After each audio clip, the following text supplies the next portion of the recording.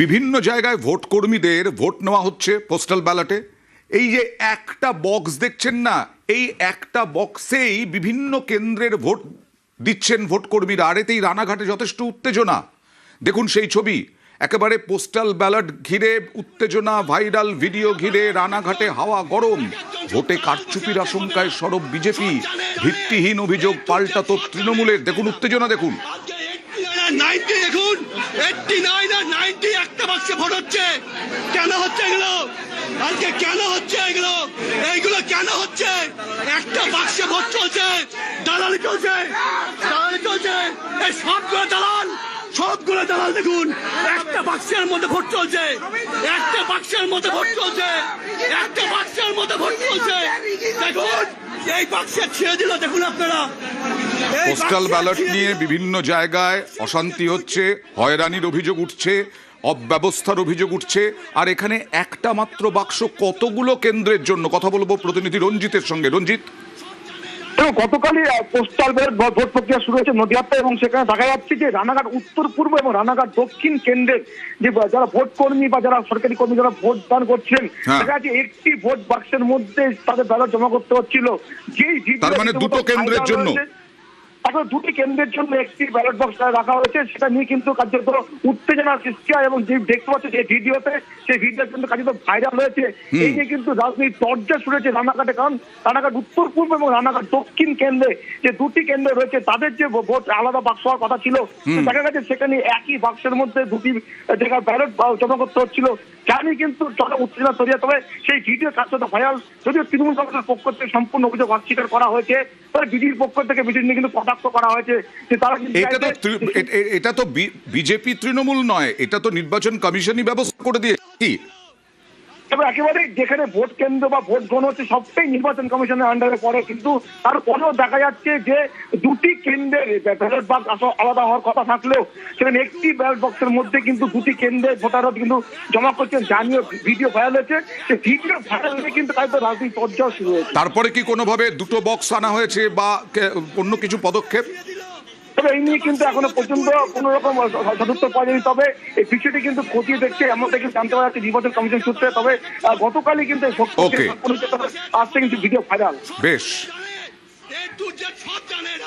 Vote লুট করার চেষ্টা তারা বারংবার করছে। এরা কখনো কখনো সরকারি কর্মচারীকে দিয়ে প্রভাবিত করার চেষ্টা করছে। কিন্তু আমাদের কাছে সন্দেহ হচ্ছে যে এই ব্যালট বক্স যেটা করা হচ্ছে 3-4টে অ্যাসেম্বলির, এটা আমরা নির্বাচন কমিশনের কাছে দৃষ্টি আকর্ষণ করছি। প্রতিটা এসি অনুসারে এক একটা করে ব্যালট বক্স রাখতে হবে।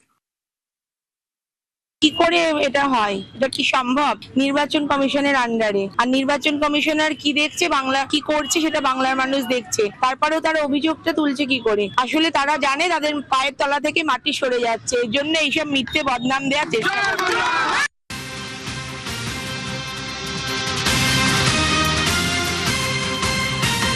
মাথাভাঙায় বিজেপি তৃণমূল ঝামেলার কারণ হচ্ছে মাতৃশক্তি কার্ড বিলি, এবং সেই বিলি ঘিরে উত্তেজনা। বিজেপির মাতৃশক্তি কার্ড বিলি ঘিরে অশান্তি, নির্বাচনী বিধিভঙ্গের অভিযোগে উত্তেজনা। দেখুন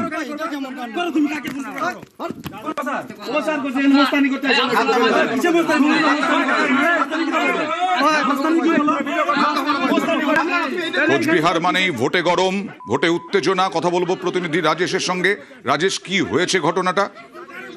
দেখো, আজ মাথাভাঙা 1 ব্লকের হাজরাহাট এলাকায় বিজেপি কর্মীরা ভোট প্রচার করছিলেন। সেই সময় তাদেরকে বাধা দেওয়া হয়েছে বলে অভিযোগ বিজেপির। পাশাপাশি বাধা দেওয়ার পাশাপাশি তাদেরকে মারধর করা হয়েছে বলে অভিযোগ তুলেন বিজেপি নেতৃত্বের দাবি। তারা আজ সকালে হাজরাহাটের বিভিন্ন এলাকায় গিয়ে ভোট প্রচার করছিলেন, বাড়ি বাড়ি যাচ্ছিলেন। সেই সময় তাদেরকে বাধা দেওয়া হয়, অকথ্য ভাষায় গালিগালাজ করা হয় এবং মারধর করা হয়। তবে এই অভিযোগ অস্বীকার করেছে তৃণমূলের যেটা দাবি, মাতৃশক্তি কার্ড বাড়ি বাড়ি বিলি করছে বিজেপি কর্মীরা, এবং 3000 টাকা করে দেওয়া হবে বলে তাদেরকে আশ্বাস দেওয়া হচ্ছে। এবং বিভিন্ন নির্বাচনী বিধিভঙ্গের অভিযোগ তুলছে তরজা। দেখুন, আমাদের ভারতীয় জনতা পার্টির পক্ষ থেকে ডোর টু ডোর অভিযান চলছে। মানুষের বাড়ি বাড়ি যাচ্ছি আমরা, যেন আগামী দিনে বিজেপিকে একটা বিপুল পরিমাণ ভোট নিয়ে আমাদের অঞ্চলে জেতাতে পারি। কিন্তু ঠিক ওই সময় প্রচার চলাকালীন তৃণমূলের অঞ্চল সভাপতি উত্তম সরকার, রূপন শীলের নেতৃত্বে সেই প্রচার চলাকালীন আমাদের কর্মীদের উপর চড়া হয়। কারণ তারা বুঝতে পেরেছে যে তাদের পায়ের তলার মাটি সরে গেছে। বিজিবির কিছু দুষ্কৃতী এরা মানুষের বাড়িতে বাড়িতে গিয়ে একটা কার্ড নিয়ে যাচ্ছে যেটা থেকে লেখা আছে নারী শক্তি, যুব শক্তি। তারপর ওদেরকে সই করে নেওয়া হচ্ছে, তোমাদের অ্যাকাউন্টে 3000 করে টাকা ঢুকবে। ওদেরকে আমরা বলি যে আপনারা যে প্রচার করছেন করতেই পারেন, আপনাদের দলের প্রচার আপনারা করবেন, কিন্তু এই যে ভাওতা যে মানুষদেরকে যে দিচ্ছেন 3000 টাকা করে টাকা দেবেন, তো এখন বিধিনিষেধ থাকা সত্ত্বেও কি করে এটা করতে পারে? নির্বাচন কমিশনকে আঙুল দেখিয়ে কি করে কাজ করতে পারে?